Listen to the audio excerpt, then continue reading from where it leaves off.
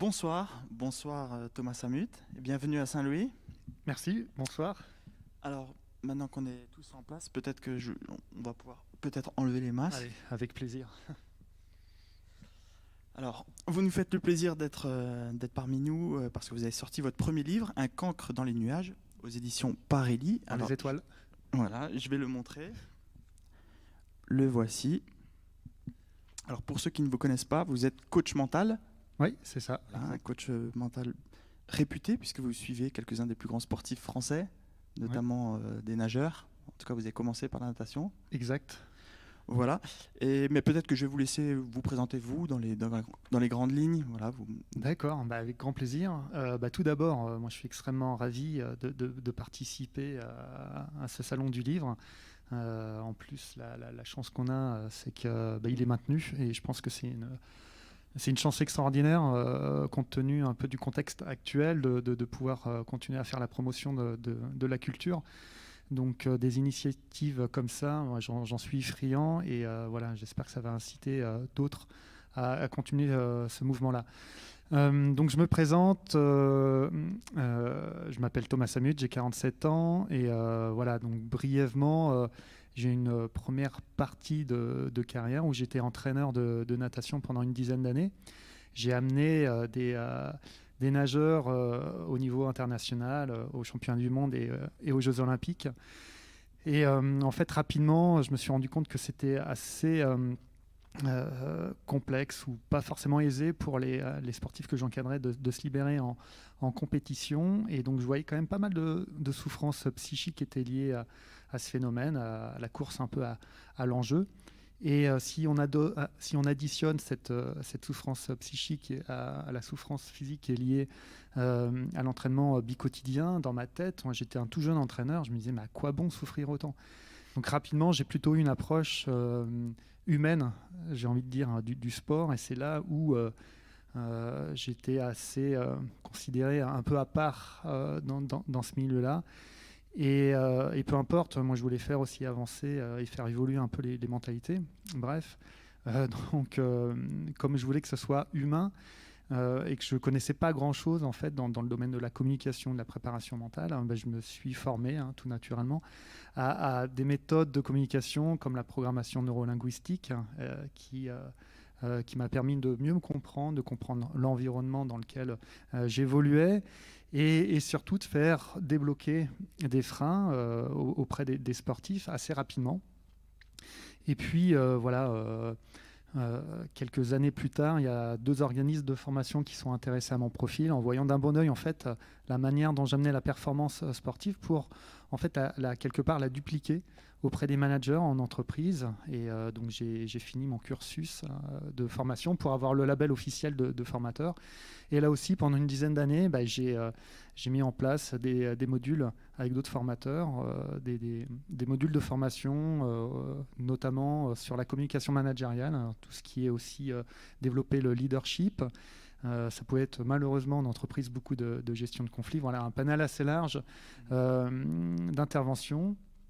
Et finalement, j'ai remis un pied dans le milieu du sport en 2009, parce qu'à cette époque-là, il y a le manager général du Cercle des nageurs de Marseille qui m'a proposé en fait, d'intégrer l'équipe de travail pour devenir le préparateur mental officiel, et le premier d'ailleurs en France officiel. Et j'ai accepté avec grand plaisir parce que voilà, on avait Romain Barnier, donc le manager général, et moi la même vision, la même philosophie. On a davantage, enfin notre idée en fait, c'était de partir du postulat où plus un individu va s'épanouir, plus il y aura des conséquences bénéfiques sur le plan sportif. Et en plus, à l'époque, on avait la chance d'avoir un panel de nageurs à haut potentiel. Aucun n'était connu. Ils le sont quasiment tous devenus par la suite, les Camille Lacour, les Florent Manodou, les Frédéric Bousquet, j'ai dû en oublier, excusez-moi, Fabien Gillot, etc. Et donc voilà, en fait, quand on a mis en place cette dynamique-là, la performance par le bien-être, qui était unique au monde, Je vous laisse imaginer en France, dès qu'on sort un peu du sérail, on est plutôt la risée en disant mais qu'est-ce que le bien-être à avoir dans le milieu du sport. Donc voilà, après on a été raillé, on a été jalousé, bref, le système malheureusement français. En tout cas, voilà, 12 années plus tard, on a gagné, on doit être à au moins à 160 médailles internationales avec plus de 20 athlètes différents. Et ce qui est bien aussi, c'est qu'évidemment, c'est transférable dans n'importe quel sport. Je suis intervenu pendant 4 ans au sein de l'OGC Nice et on a réussi à rivaliser avec les plus gros clubs à l'époque. Club de foot, donc. Oui, pardon, ouais, l'OGC Nice, club de foot de Ligue 1. Dans le milieu aussi de la gym. Voilà, on est devenu aussi le premier club de water-polo champion d'Europe. Je travaille beaucoup aussi en individuel, notamment dernièrement avec Mathieu Fèvre, qui est devenu le double champion du monde de 2021. Enfin, je ne vais pas tous les énumérer, mais beaucoup de sportifs que j'encadre. C'est une méthode qui est évidemment transférable aussi dans le milieu d'entreprise, dans lequel j'interviens aussi maintenant sous forme de conférences. Voilà en gros mon parcours. Ok, alors peut-être avant de vous poser la première question, je vais aussi présenter les intervenants qui sont là ce soir. Commencer par Caroline Chamber. Voilà. Bonsoir. Donc vous occupez de la gymnastique, Oui. Vous êtes coach ? Oui, alors je suis entraîneur au club du Gym Saint-Louis depuis une vingtaine d'années. Donc j'entraîne des jeunes gymnastes de 6 à plus de 27 ans, on va dire, sur la performance. Et je suis également responsable du secteur du haut niveau dans le département du Haut-Rhin. D'accord. Thierry Stampfel. Oui, bonjour, Thierry Stempfel. Je suis entraîneur de badminton. Je suis aussi président du club de badminton et ça fait une vingtaine d'années que j'évolue dans ce milieu. Je suis enseignant d'EPS aussi. Et donc, effectivement, cette thématique de la préparation à la performance me préoccupe au quotidien et j'ai toute la palette, on va dire, des âges à l'entraînement. Ça commence à 3 ans jusqu'au bas de senior, 82 ans au club. Donc voilà, j'ai des joueurs en national. Enfin, j'ai toute la palette de la performance et des âges. D'accord. Et donc pour finir, Florent Gel. C'est ça. Florent Gel, entraîneur au Dauphin de Saint-Louis depuis quelques années, anciennement nageur. Et moi, j'encadre, j'entraîne les compétiteurs donc, qui ont entre 13 et une vingtaine d'années. Donc voilà. Ok. Vous poserez des questions en deuxième partie donc à Thomas. En attendant, on va commencer par le commencement, le titre. Pourquoi ce titre, Un cancre dans les étoiles ? Ça symbolise un peu mon parcours où j'étais en échec scolaire, donc même rejeté de ce système-là.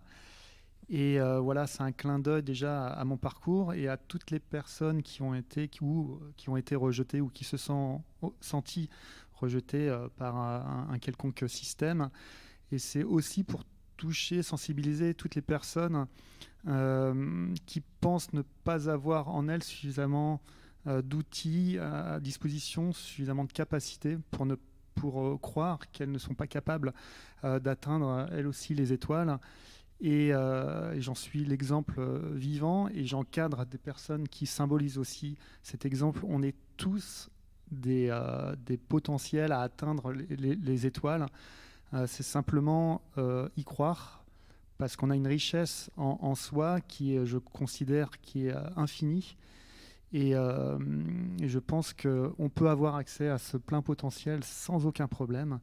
Et voilà, c'est pas que des personnes qui brillent, qui, j'en sais rien, qui ont des carrières excellentes ou qui sont richissimes, qui peuvent briller. Nous sommes tous logés à la même enseigne.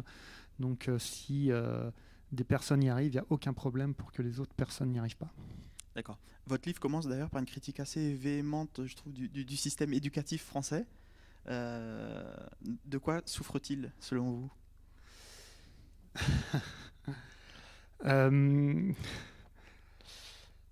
C'est une très bonne question. Je pense qu'il ce système-là éducatif souffre en fait d'une vision qui n'est plus d'actualité aujourd'hui. Je pense que ce système-là éducatif était basé à l'époque, à l'ère industrielle, sur la productivité. Il fallait absolument former des bons élèves pour que ce soit, en gros, je schématise un peu, mais des bons ouvriers ou des bonnes personnes pour aller soit à l'usine, soit en entreprise. Et que c'est pas du tout basé en fait sur aujourd'hui ce qui prime. Aujourd'hui, c'est davantage un épanouissement personnel, hein, une quête de bien-être. Et je suis pas le seul aujourd'hui à le dire. Autant j'étais je me sentais un peu seul même il y a quelques années quand j'ai lancé cette idée un peu de bien-être dans le monde du sport. Aujourd'hui, il y a beaucoup de personnes qui se rallient à cette cause-là. Ça me fait plaisir. Mais on voit aujourd'hui l'éducation nationale qui est dans l'incapacité de produire un changement radical. Hein. Et quand je parle d'un changement radical, c'est pas de passer, je sais pas moi, de notes à des lettres pour classifier ou pour juger les élèves. Moi, je pense qu'il est temps aujourd'hui qu'on apprenne aux élèves à être complètement autonomes dans une vie future. Et ce qu'on en fait aujourd'hui, c'est exactement l'inverse. C'est que c'est un système insidieusement, indirectement ou inconsciemment qui crée beaucoup de peur. Et on le voit aujourd'hui avec ce qui nous arrive, avec le Covid, ça accentue gravement cette sensation-là. Aujourd'hui, pour moi, l'héritage qu'on a de ce système éducatif, c'est ni plus ni moins que des peurs de ne pas être à la hauteur, les peurs de l'échec, les peurs de se sentir du coup jugé, des peurs du lendemain, les peurs du chômage, les peurs même de mourir. Alors que tous les philosophes s'accordent à dire que s'il y a bien une chose que l'on sait, c'est qu'on va mourir dans cette vie, mais c'est des sujets complètement tabous et qui nous mènent à pas grand-chose. Aujourd'hui, c'est complètement dépassé, ces craintes, et on le voit aussi dans le monde de l'entreprise. Il y a énormément d'entreprises qui jouent encore sur le levier de la peur pour obtenir du résultat, et alors qu'il y a aujourd'hui un grand nombre de personnes, et dans le monde de l'entreprise, dans le monde sportif et même estudiantin, qui en ont assez de ce système-là, et on arrive à la fin, pour moi, d'une ère, et j'espère que la prochaine société sera davantage basée simplement sur l'amour de soi, et c'est ce qui manque aujourd'hui dans notre société, c'est qu'on nous programme à être de bons ou de parfaits soldats sans âme, pour devenir des robots. Mais alors que la principale priorité aujourd'hui, c'est de se considérer comme avant tout des êtres humains et pas des robots. Donc la première chose, c'est s'accorder l'amour que l'on peut se procurer à soi, l'amour inconditionnel. Et c'est, pour moi, peut-être ça peut paraître utopique, mais j'y crois à fond. L'idéal d'un système éducatif, ça serait qu'on mette au cœur des matières l'amour inconditionnel de soi et des autres.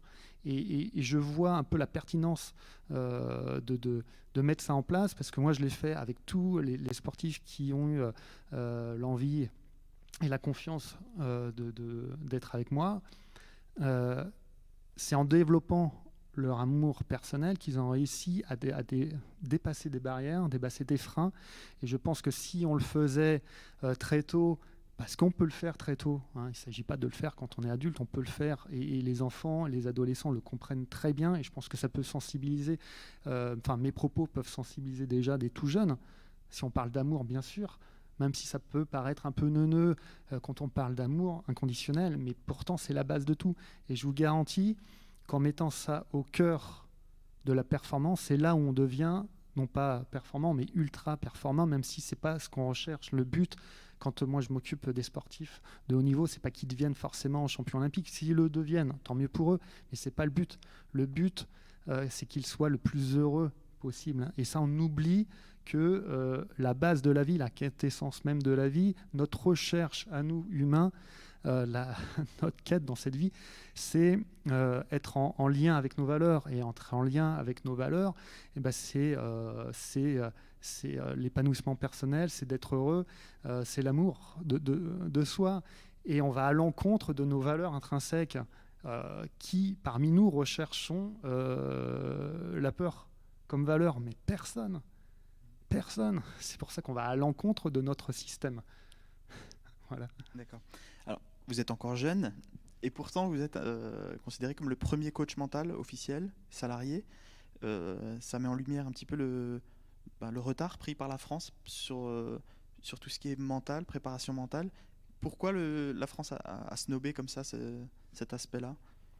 Là, je pense que c'est aussi dans la culture française que de mettre du temps avant de se moderniser.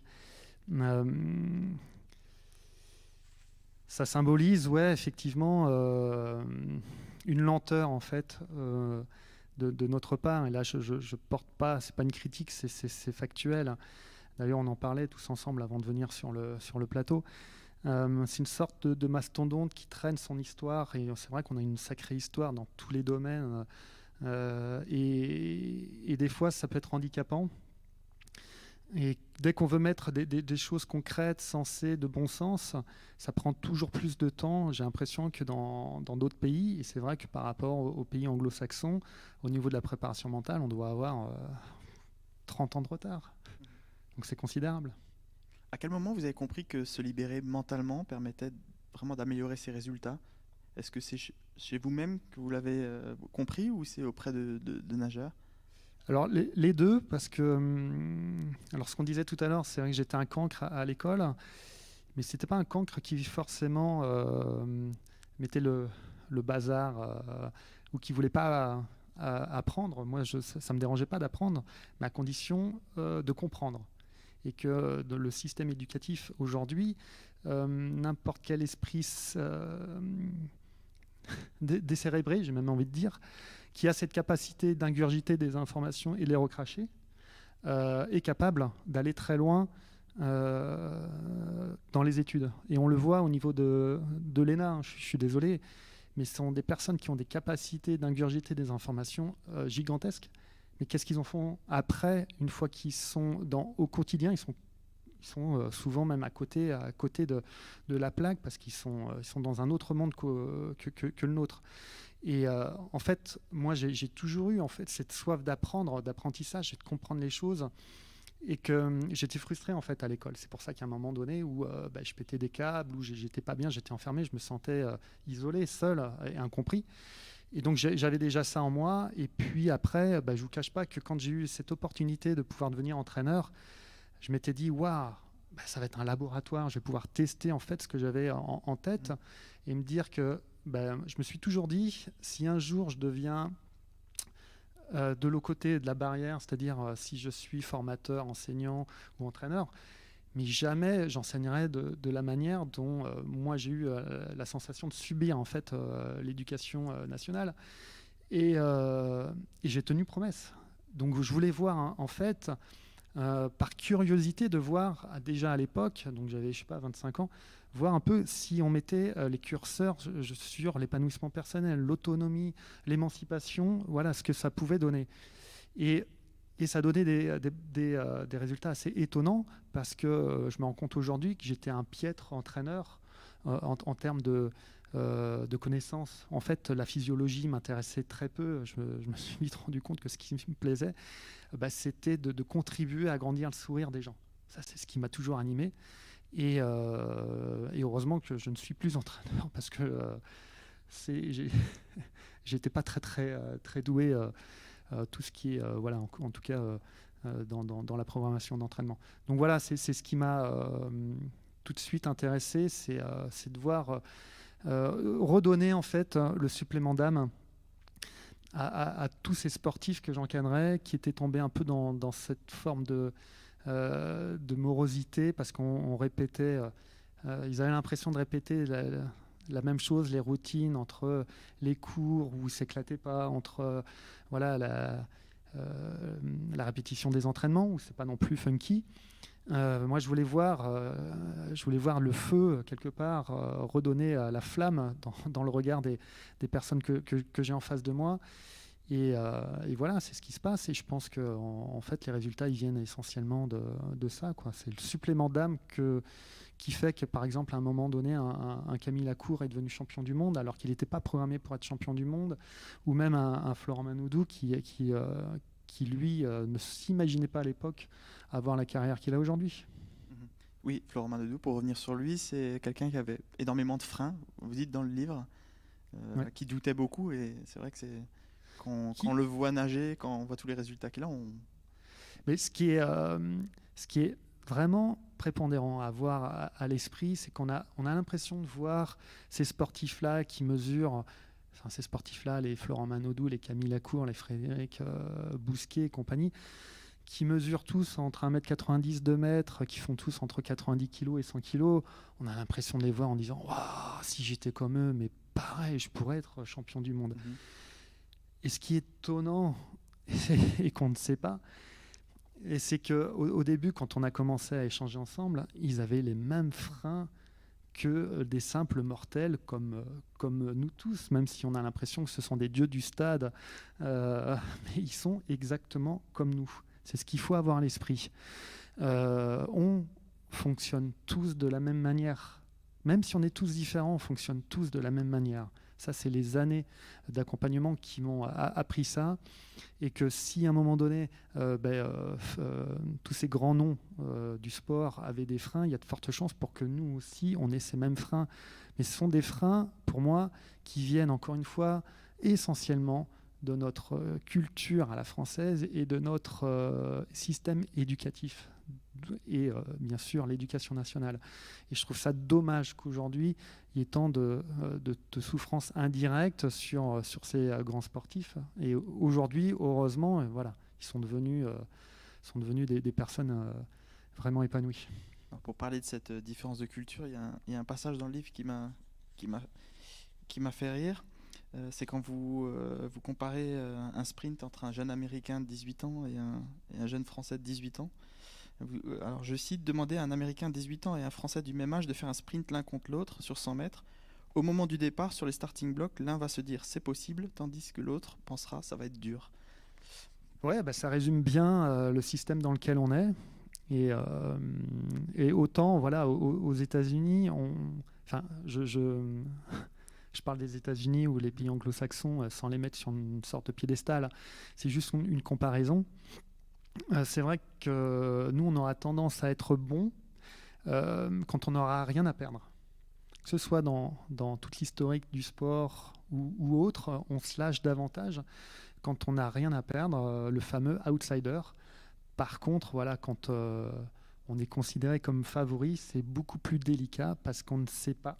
On ne sait pas faire, comme on ne sait pas aujourd'hui ou très mal perdurer. Quand on gagne une fois en France, on a l'impression qu'il va se passer des choses, que ça va être le Graal et que enfin ma vie va commencer. Eh ben non, en fait, il ne se passe rien du tout quand on gagne. C'est ça qu'il faut avoir aussi à l'esprit.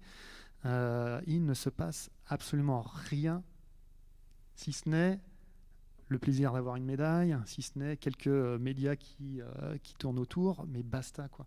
Et souvent, c'est la descente un peu aux enfers parce qu'on attend tellement de choses quand ça marche qu'en se disant mince, même quand ça marche, il ne se passe rien dans ma vie.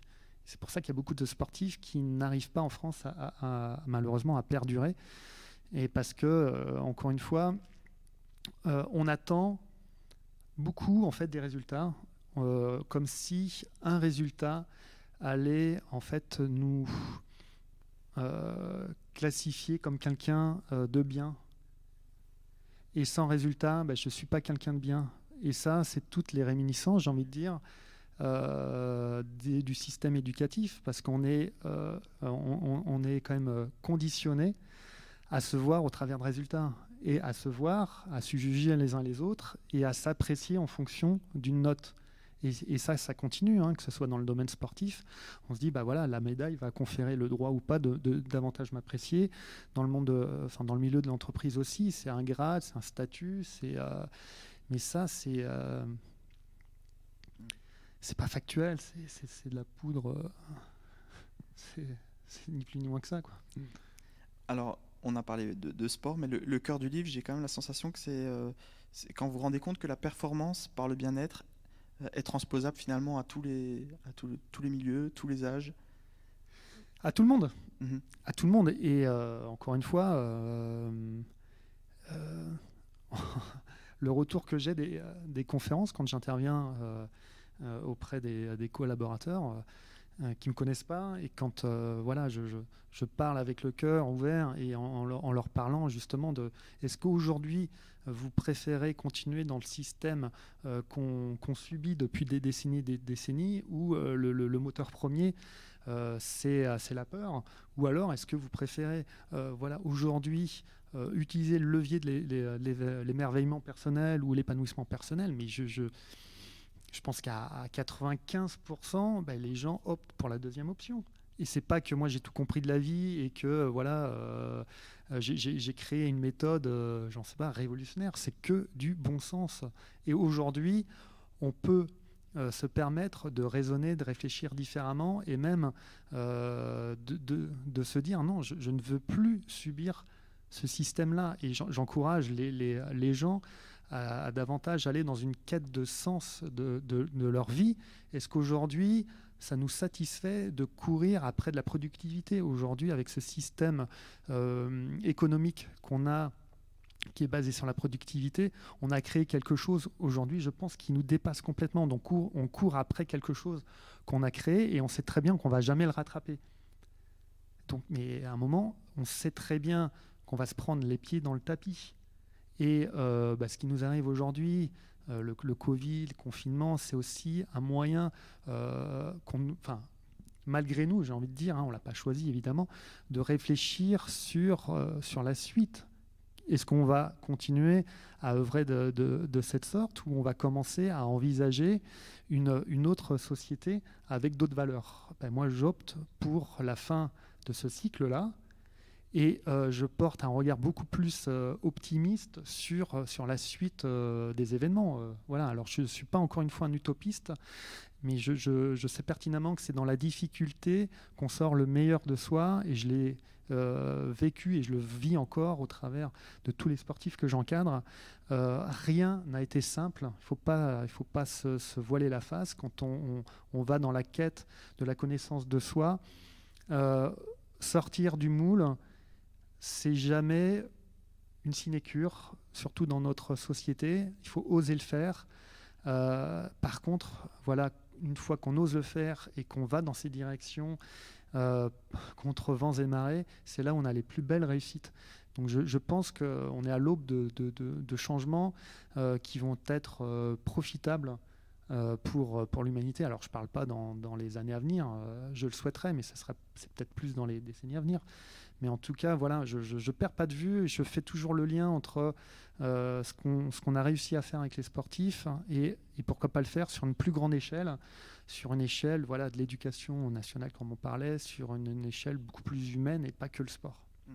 Quel premier conseil vous donneriez à un parent dont l'enfant est en difficulté scolaire ou sportive? Le premier conseil? Alors, je suis pas un champion pour donner des conseils, je n'aime pas trop ça. Je dirais simplement, aujourd'hui, j'ai l'impression que c'est plus facile pour avoir un autre regard, parce qu'il y a quelques temps, même quand moi j'étais scolarisé, il n'y avait pas beaucoup de... on imaginait les débouchés qui c'était assez simple, c'était soit la fac, soit l'école de commerce, soit l'école d'ingénieur. C'était assez compartimenté. Aujourd'hui, il y a des études récentes qui montrent que la grande majorité des emplois que vont exercer nos enfants n'existent pas encore. Donc en fait, il y a le champ des possibles qui va s'ouvrir et qui s'ouvre déjà. Et donc je pense, moi, simplement le message que je véhiculerais, c'est pas d'affolement si votre enfant n'a pas cette intelligence-là, qui est d'apprendre par cœur, c'est qu'il peut se révéler dans plein d'autres domaines. Donc voilà, simplement l'encourager. Et si le jour où vos enfants choisiront une voie, c'est vraiment qu'ils le choisissent et qu'ils la fassent à 100%, quoi. Par contre, c'est pas demi-mesure. Il y a beaucoup d'intelligence, vous les décrivez bien dans le livre. Ouais, dans le livre, je décris un peu toutes les intelligences. Et déjà aussi, si le système éducatif actuel était basé sur davantage d'intelligence, on pourrait se retrouver encore plus là-dedans. Malheureusement, il n'y en a qu'une. Et si on ne l'a pas, on est vite considéré comme des mauvais. Alors, donner du sens à l'échec, se débarrasser du poids du regard de l'autre. Alors, tout ça, évidemment, ce sont des belles phrases, mais concrètement, voilà, comment on peut faire? Est-ce qu'il y a des techniques? Alors, vous donnez quelques recettes dans le livre. Mais est-ce qu'on a besoin forcément d'un coach mental ou est-ce que personnellement, il y a des recettes à appliquer? J'espère qu'on pourra se passer bientôt de préparateurs mentaux. Hein. Si justement notre culture et notre éducation étaient mieux faites, mon métier n'existerait pas et je le souhaite vivement. Après, la peur de l'échec, c'est justement dans les livres, j'essaie de sensibiliser les gens à avoir des prises de conscience. C'est que l'échec fait partie intégrante de notre fonctionnement. On ne peut pas faire autrement que d'échouer. C'est juste une étape sur le chemin de la réussite, hein, parce que en fait, notre vie est basée sur de l'apprentissage. Il a fallu passer du stade horizontal au stade vertical. Il a fallu se lever. Donc, pour se lever, on tombe. On tombe jusqu'à un moment donné où on se lève. Eh bien, surtout quand on est jeune, je trouve que la vie est plutôt curieuse parce qu'elle est propice à l'émerveillement, parce que souvent, voire tous les jours, on doit apprendre des choses. Donc ça, c'est génial. On doit apprendre à faire des additions, des multiplications. Donc tous les jours, on se dit, ouais, est-ce que je vais réussir? Est-ce que je ne vais pas réussir? Donc en fait, ça nous amène à voir, quand c'est bien amené, hein, bien sûr, avoir une réflexion sur nous-mêmes, à nous dire, voilà, je peux avoir accès à mes ressources pour justement outrepasser tout ça, c'est pour comprendre, c'est pour amener les choses. Et là, on se rend compte qu'en fait, on peut faire des connexions avec ce que j'ai tendance à appeler, en fait, avec son plein potentiel, avec son trésor intérieur. Et on a un trésor qu'on n'imagine pas aussi important. Et que je trouve que quand on est adulte, on a moins tendance à être confronté à des situations où on doit faire preuve, où on doit se réfléchir pour élever ce niveau. C'est-à-dire que souvent, quand on travaille depuis 10, 15 ans, voire plus dans la même boîte ou dans d'autres boîtes, mais avec le même métier, il y a une forme de routine. Donc on n'a pas forcément la réflexion d'aller au-delà de ce qu'on sait faire. Et je trouve que ça, c'est vraiment pénalisant. C'est pour ça que je trouve que exercer un métier de plus de 10 ans, je trouve que c'est aliénant, parce qu'au bout d'un moment, quand on le maîtrise, on ne va pas forcément aller à la rencontre de soi, et c'est plus des habitudes qui prédominent. Et je trouve que ce n'est pas forcément bon au quotidien. Enfin bref, voilà. Mais en tout cas, voilà, pour simplement revenir et même, vous pouvez le voir, hein, vous qui nous écoutez, c'est qu'à chaque fois qu'on a commis des erreurs ou qu'on était dans l'échec, on est sorti de là bien plus fort qu'on ne l'était avant. Ça veut dire quoi? Ça veut dire que, et je suis convaincu de ça, c'est qu'on a en nous, dans notre fonctionnement humain, cette capacité de rebond qu'on ne nous inculque pas dès le plus jeune âge. Le plus jeune âge, c'est attention, il ne faut pas que tu commettes d'erreurs. Donc déjà, le mot erreur, ah bon, c'est pas normal de commettre des erreurs. Comment ça se fait que c'est pas normal? Et que notre plus grande réussite, notamment au sein du cercle des nageurs de Marseille, quand je revois les nageurs et surtout le Romain Barnier, donc le manager général qui m'a ouvert les portes du club, notre plus belle réussite, c'est pas les médailles que tous ces grands nageurs ont gagnées, c'est de les voir aujourd'hui, post-carrière sportive, de voir qu'ils s'éclatent dans la vie et qu'ils ont en fait déplacé le curseur de la peur. C'est qu'au début, ils avaient peur de perdre, ils avaient peur de la vie, quoi, en gros, et qu'aujourd'hui, ils sont curieux de la vie. Donc par eux-mêmes, ils ont réussi, en les encadrant, ils ont réussi à décaler le curseur qu'on a quasiment, une grande majorité d'entre nous malheureusement, c'est la peur un peu du lendemain, etc. En curiosité de voir jusqu'où on peut aller, et on sait très bien que la vie, elle est faite de haut et de bas, ça s'appelle le relief. Hein. Sinon, s'il n'y a pas ce haut, ce bas, c'est comme un encéphalogramme plat, quoi. C'est la mort assurée. Et que... voilà, et de les voir s'éclater comme ça, pour nous, c'est notre plus belle réussite, franchement, sincèrement. D'accord. Alors, je vous entends, mais est-ce que c'est pas finalement humain de se focaliser plus naturellement sur ses points faibles? Est-ce que c'est possible d'arriver à se focaliser uniquement sur ses points forts? C'est une sorte de conditionnement, hein. Puisque depuis tout petit, et notamment à l'école, on veut nous faire progresser au travers de nos défauts. Alors ça, il faudrait qu'on m'explique un peu l'intérêt de tout ça. Alors, j'imagine ça part d'un bon sentiment, c'est que si on gomme nos défauts, on va progresser. Mais à un moment donné, à force de nous montrer du doigt nos défauts, on finit par voir souvent que ça, ou les points améliorés. À quel moment à l'école on nous dit tiens, là, tu as gagné un point? Oui. Enfin, moi, je l'ai jamais vu. Là, tu as perdu 0,5 points, là, 1 point, etc., etc. Mais comment faire pour gagner des points? À quel moment, quand un élève, je sais pas, ramène un 14 sur 20, soit à la maison, soit à l'école, le prof a demandé tiens, comment tu as fait pour obtenir un 14? Pour moi, c'est la base, hein. Ça s'appelle un mode d'emploi. Ton mode d'emploi, tiens, t'a permis d'avoir un 14. Et si tu découvres davantage ton mode d'emploi et tu renforces ton mode d'emploi, tu vas peut-être progresser encore plus. Et ton mode d'emploi, il est propre à toi. Il ne sera pas propre à ton voisin. Et c'est comme ça que petit à petit, on sort du moule pour se créer son propre moule à soi. Mais pour moi, c'est limpide. Alors, c'est peut-être limpide parce que je fais ça depuis 20 ans. Mais c'est, encore une fois, on en revient à la base, c'est du bon sens. Donc, pour répondre à ta question, je pense que c'est un conditionnement. Et si on amène les personnes à davantage réfléchir sur ce qu'ils arrivent à bien faire, sur leur mode d'emploi, leur renforcer tout ça, il n'y a aucun souci pour qu'on ait davantage, pour qu'on ait cette faculté de choisir ce qu'on a envie de voir. Aujourd'hui, on n'a pas forcément le choix parce qu'on est conditionné. Donc, c'est forcément les manques. Ouais, mais il manque ça. Ouais, mais j'ai pas ça. C'est forcément quasiment ça. Moi, je le vois tous les jours. Et que l'idée, c'est bien sûr de remplacer ce conditionnement par véritablement le choix propre de l'individu. Qu'est-ce que tu as envie de voir chez toi? Est-ce que tu as envie de voir des pseudo-manques qui sont en plus subjectifs? Des manques par rapport à qui? Forcément, en France, on aura toujours soit des manques, soit trop de.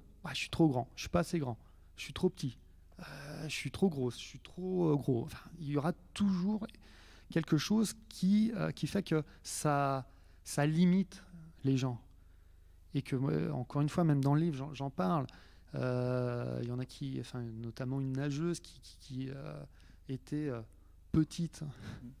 Toute sa carrière, on lui a dit mais non, t'es trop petite, tu ne peux pas faire du haut niveau. Donc elle était persuadée qu'elle ne pouvait pas faire du haut niveau. Donc à un moment, c'est soit tu continues à te voir comme ça au travers des manques, ou soit tu dis mais attends, prouve-moi que tu ne peux pas faire du haut niveau. Si ce n'est des propos que tu as entendus maintes et maintes fois. Mais ça, c'est complètement subjectif. Et qu'à un moment donné, elle a voulu voir en elle d'autres capacités. Qu'elle avait en elle une stratégie de réussite qui était propre à elle.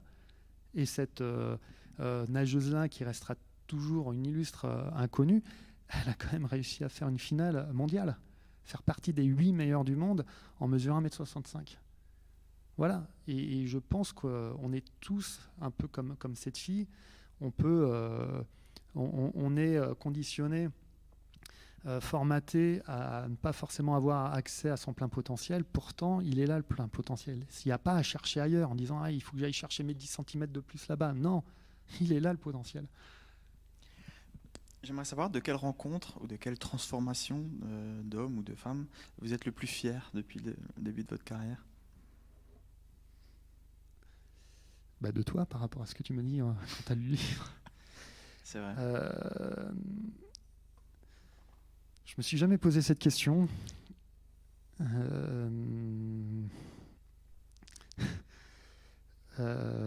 J'ai envie de dire à peu près, ça fait une réponse un peu bateau, mais à peu près toutes les personnes que j'ai encadrées, en fait, c'est plutôt le retour que je vois d'eux. Alors pas forcément, j'attends pas des remerciements. J'attends pas ce qu'on me dise merci, sans toi, ça me saoule. Mais c'est plutôt quand je prends un peu de recul, quand je vois les sportifs que j'ai la chance d'encadrer, quand je les vois évoluer aujourd'hui et quand je les ai connus, avant qu'on collabore ensemble, je me dis, waouh, c'est cool pour eux, quoi. Mais il n'y en a pas un qui sort du lot. Comme ils sont tous différents, c'est... je sais pas, et puis on va pas se mentir, c'est aussi un échange. Ça va dans les deux sens. Ils m'ont beaucoup apporté, autant que peut-être que je leur ai apporté. Mais en tout cas, voilà, c'est pas que dans un sens. Il faut pas croire ça.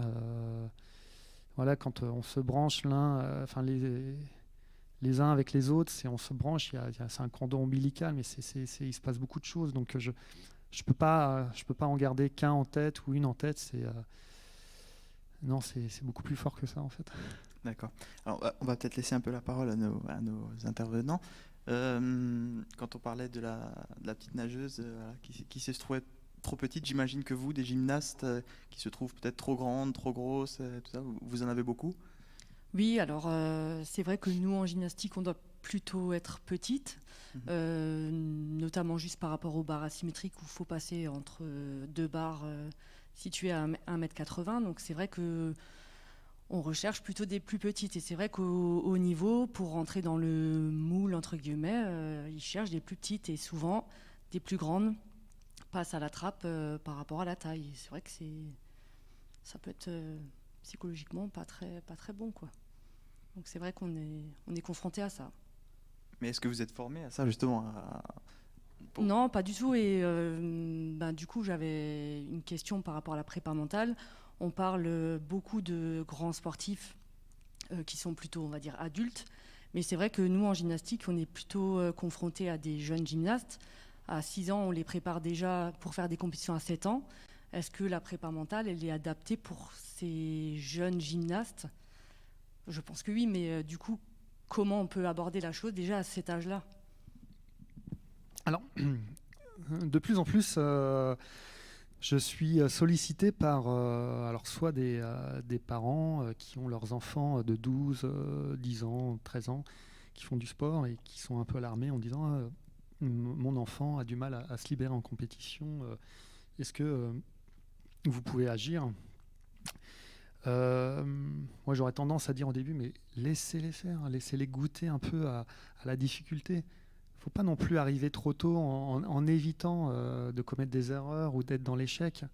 C'est vrai qu'on aime évidemment nos enfants, on n'a pas envie de les voir souffrir, mais être dans l'échec, si on amène ça différemment, c'est leur montrer que c'est pas une forme de souffrance, c'est peut-être dur, mais c'est pas de la souffrance, c'est l'apprentissage encore. C'est juste la vie.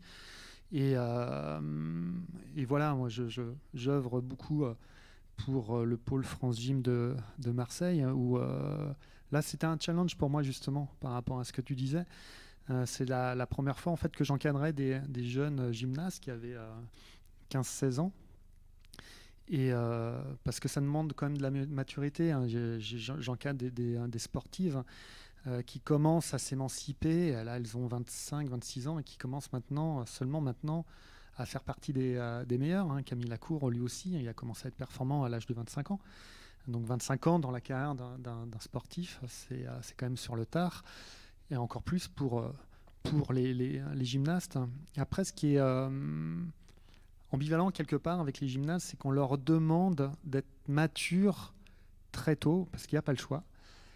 Et en même temps, ça reste des petits bouts de femmes, quoi. Et c'est assez déstabilisant parce que quand j'échange avec les gymnastes, j'ai l'impression d'oublier, qu'elles ont des fois, qu'elles sont jeunes. Et je m'adresse à elles, et elles sont très matures pour leur âge. De toute façon, c'est le sport aussi qui veut ça. Et je trouve, en tout cas à Marseille, elles sont extrêmement matures. Et du coup, j'ai pas forcément l'impression. Alors évidemment, je m'adapte, mais il y a des fois, j'ai pas l'impression d'être différent qu'avec des sportives ou des sportifs plus âgés. Et je pense que c'est aussi propre à la gym. Et voilà, je pense en tout cas, par rapport à ce que tu dis, c'est que si on amène rapidement une forme d'autonomie aux sportifs, on les amène évidemment à s'émanciper et évidemment à gagner en maturité. Et que pour moi, aujourd'hui, les sportifs, comme dans le milieu de l'entreprise ou même à l'école, on reste soit écolier, soit le salarié ou le sportif, mais pas comme un individu. Et je pense que c'est dommage parce qu'on se prive de beaucoup d'informations. Thierry Stampfel, peut-être vous aviez une question ? Oui, moi j'aimerais concrètement savoir comment ça se passe une séance avec toi Nicolas. C'est quoi ? C'est des rendez-vous que tu prends régulièrement ? C'est des interventions ponctuelles ? C'est une méthode que tu déclines ? Voilà, des choses toutes pratiques. Alors, concrètement,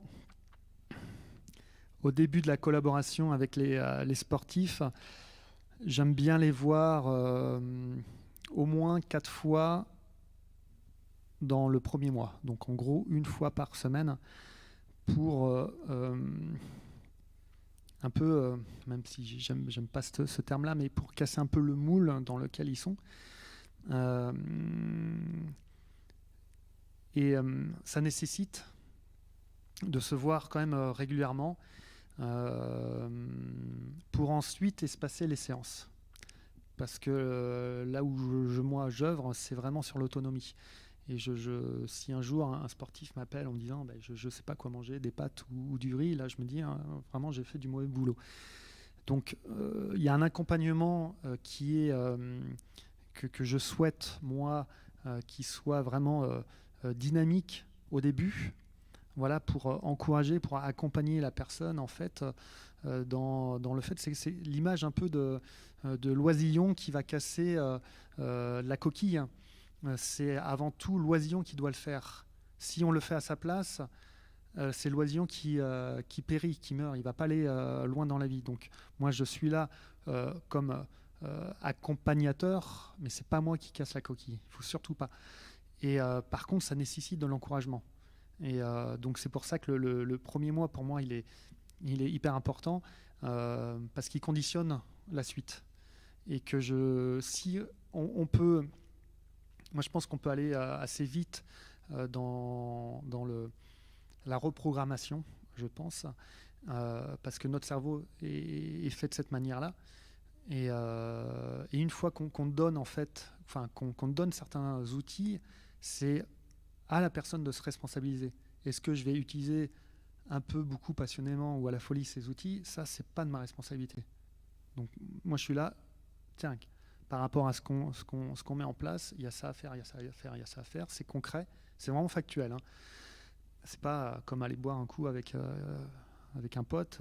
Non, c'est vraiment très pragmatique. Et après, c'est la responsabilité. Et j'insiste bien avec le sportif que j'encadre maintenant, c'est toi. Soit tu t'en sers, soit tu t'en sers pas. Moi, ça me regarde pas.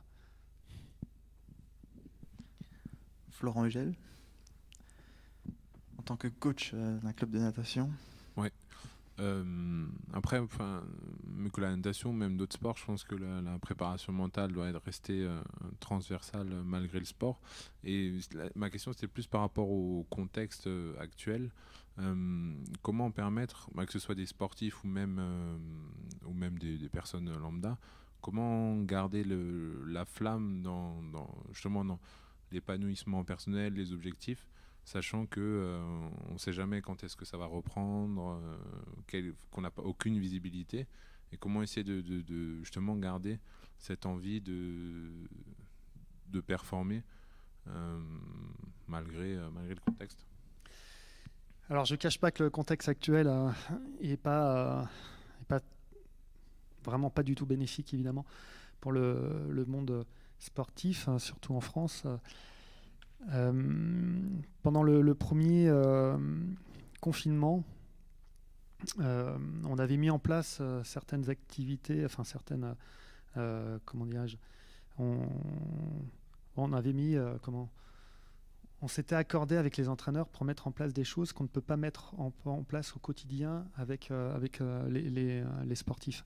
C'est-à-dire que le quotidien des sportifs avant le premier Covid, avant le premier confinement, avant le Covid et le premier confinement, du jour au lendemain, ils se sont retrouvés chez eux en se disant mais mince, qu'est-ce qui se passe? Donc en fait, ça a brisé une routine.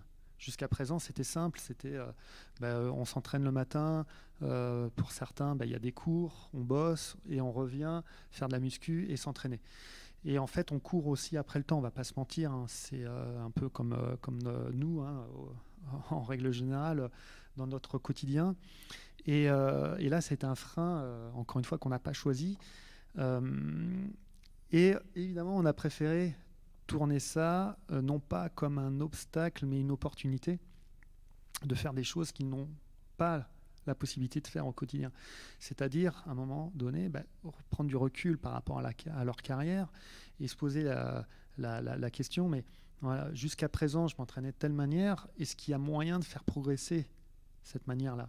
C'est quoi la quête, enfin le sens que je donne à mon sport, à ma carrière?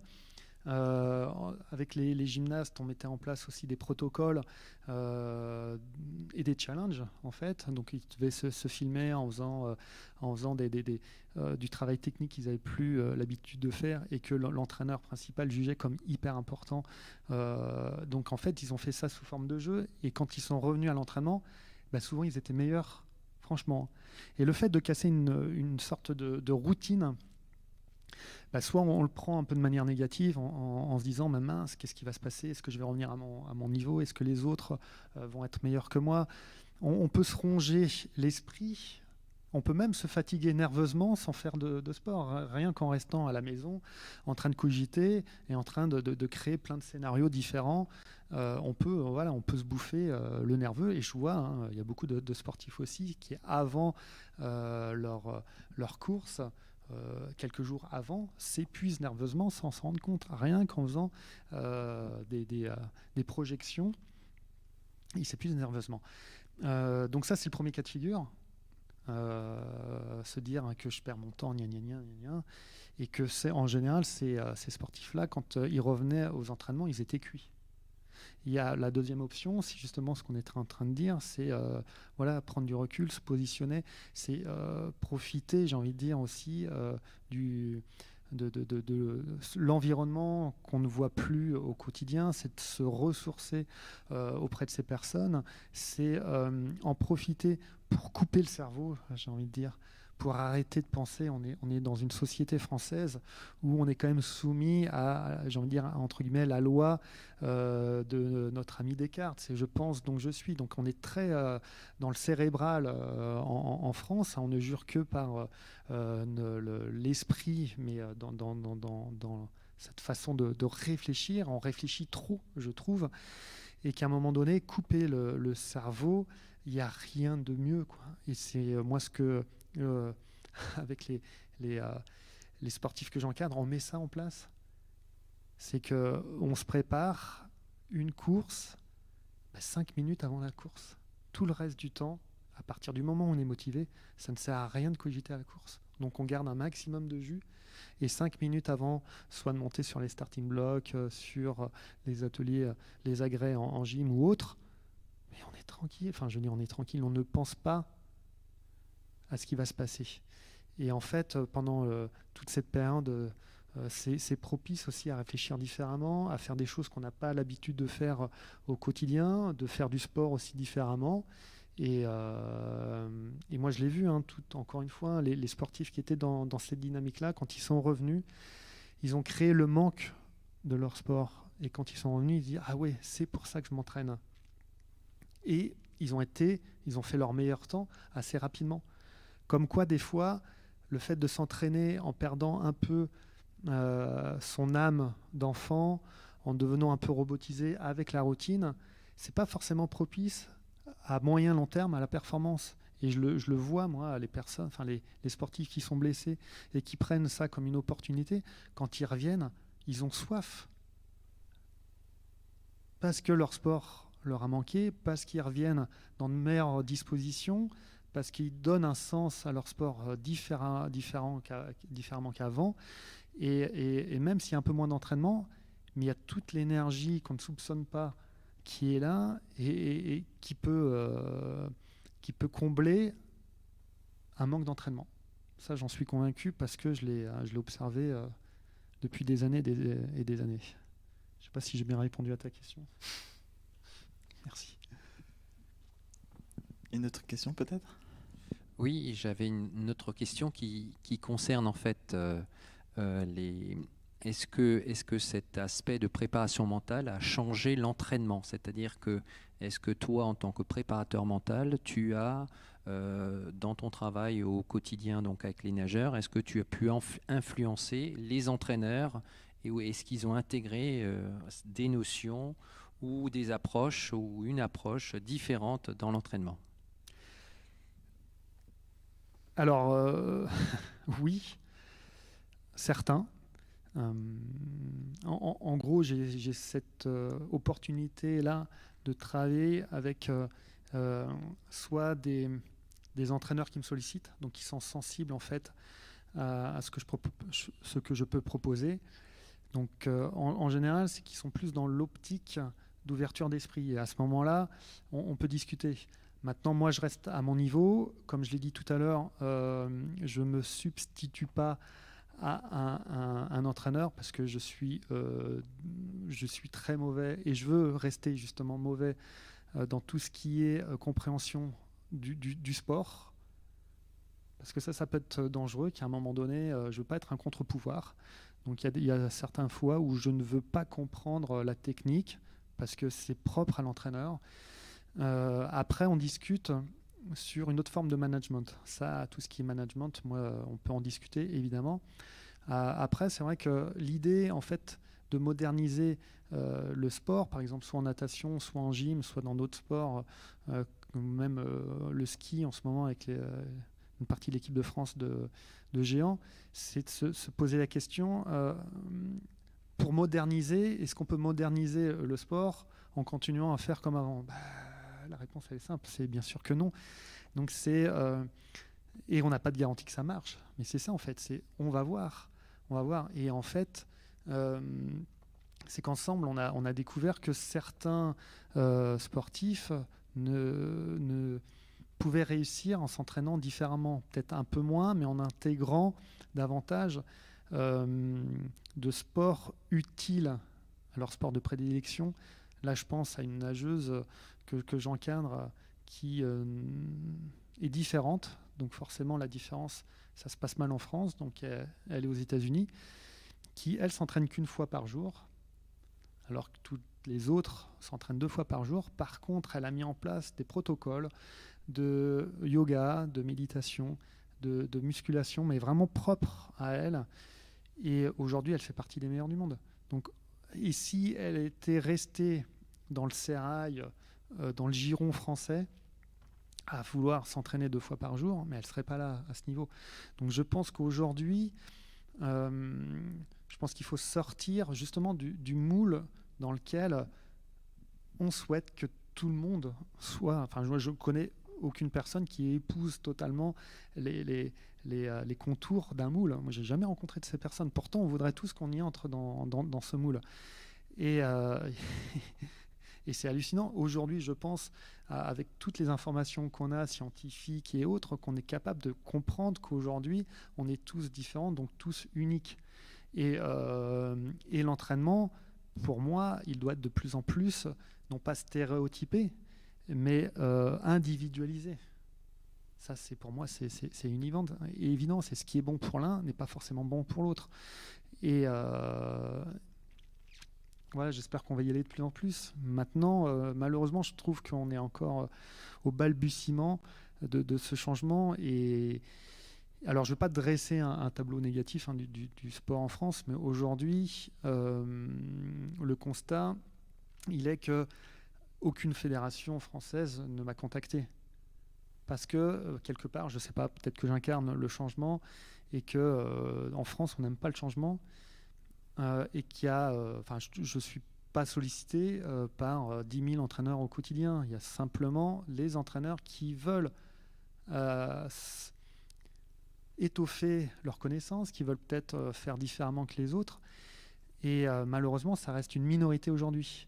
Maintenant, je pense que l'histoire l'histoire humaine nous démontre que ce sont toujours les personnes qui ont commencé à penser différemment qui ont fait avancer le monde.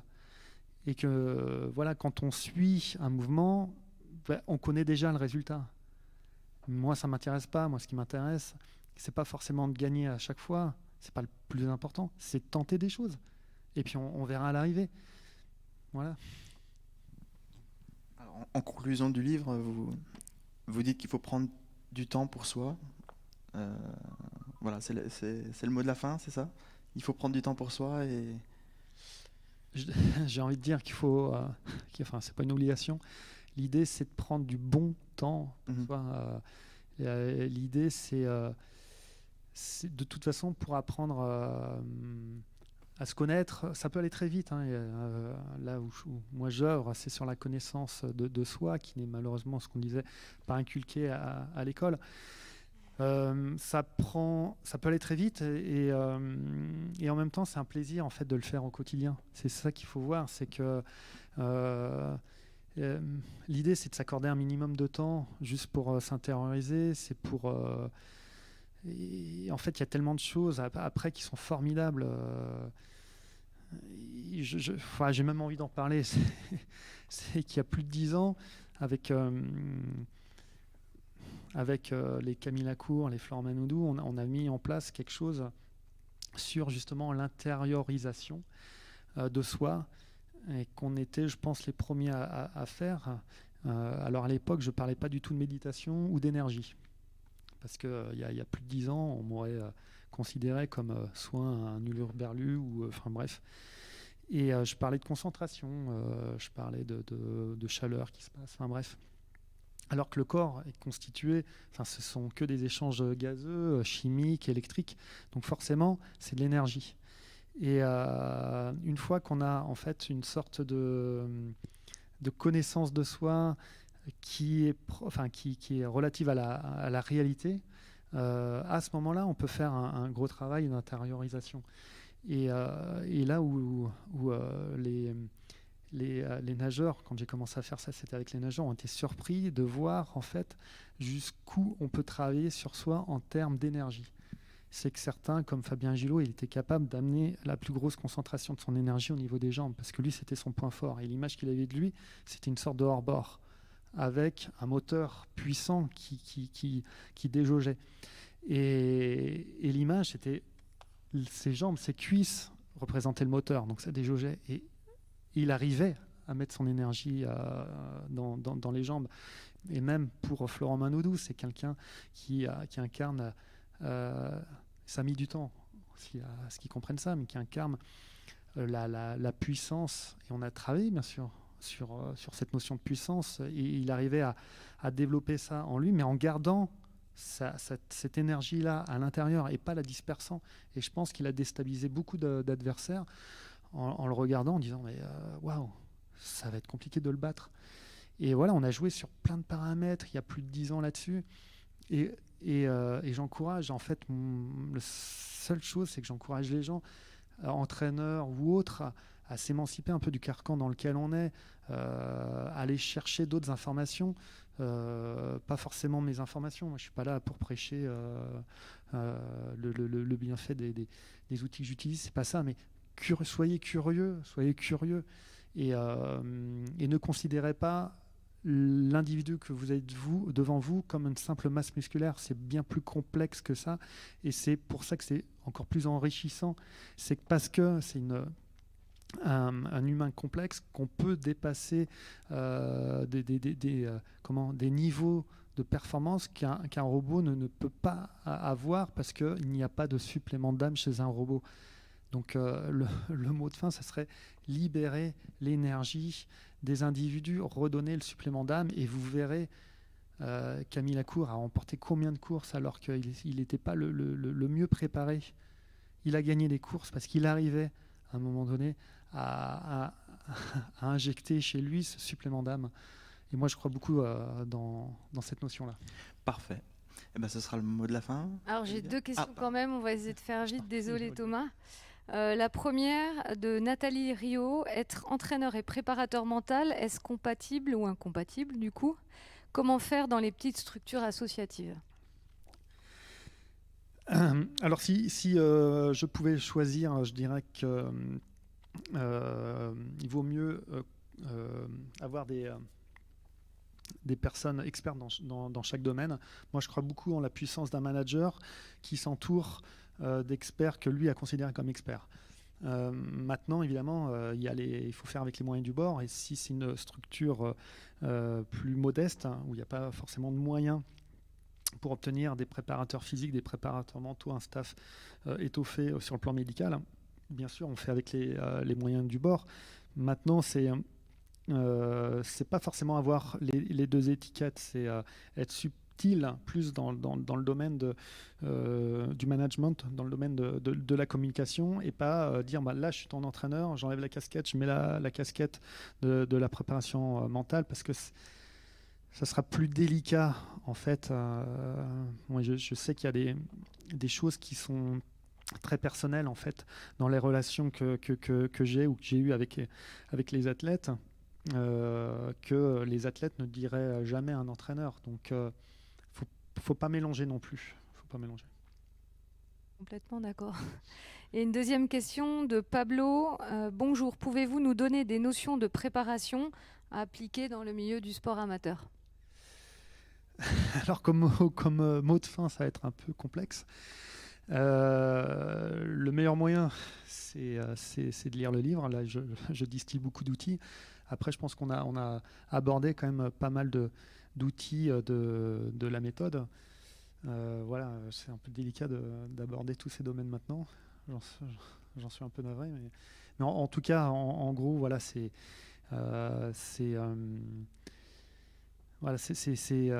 dépasser en fait des croyances qu'on nous met dans nos têtes. C'est faire de plus en plus parler la petite voix qui sommeille en nous. Vous savez, hein, cette fameuse petite voix, d'ailleurs on dit petite voix parce qu'elle est ténue, on ne l'entend pas beaucoup, pourtant c'est son soi intérieur. Cette petite voix qui nous fait qu'on n'abandonne pas. Moi j'ai tendance à dire aux sportifs qui ne réussissent pas ou qui sont en échec, pourquoi tu n'arrêtes pas? Parce que je ne sais pas pourquoi, il y a quelque chose qui me pousse à continuer. Ah, ça m'intéresse. La petite voix. Et tac, la personne se reconnecte à sa petite voix. Donc l'intérêt, c'est comme une pelote de laine, c'est commencer à tirer la petite voix. Et qu'est-ce qu'elle te dit, la petite voix? Elle me dit que je vaux mieux que ça. Ah d'accord. Et à quoi tu sais, en fait, que tu vaux mieux que ça? Parce que gna gna gna gna gna. Et là, on tire la pelote de laine. Et l'idée, c'est qu'à un moment donné, se rendre compte que on peut faire résonner cette petite voix pour que cette petite voix ne devienne plus petite, mais de plus en plus importante, pour qu'elle soit beaucoup plus audible, et que l'ancienne voix, qui n'est pas sa propre voix, mais un conditionnement, ça me nuise petit à petit. Ça, je crois beaucoup dans ce phénomène. En gros, c'est qu'est-ce qu'on a envie de nourrir chez soi. Notre fameuse, entre guillemets, petite voix, notre soi intérieur, et on peut se connecter très facilement à cette petite voix ou continuer à alimenter quelque chose qui ne nous représente pas. Apprendre à s'écouter. Apprendre à s'écouter, tout simplement. Exactement. Ouais. Mais écoutez, merci. Merci à tous. Merci à Thomas d'être venu. Merci à Pierre d'avoir animé cette soirée. Merci à vous, les entraîneurs. Et on vous donne rendez-vous demain pour la suite du Forum du Livre à partir de 17h. Voilà. Merci. Merci. Au revoir, Olivia. merci.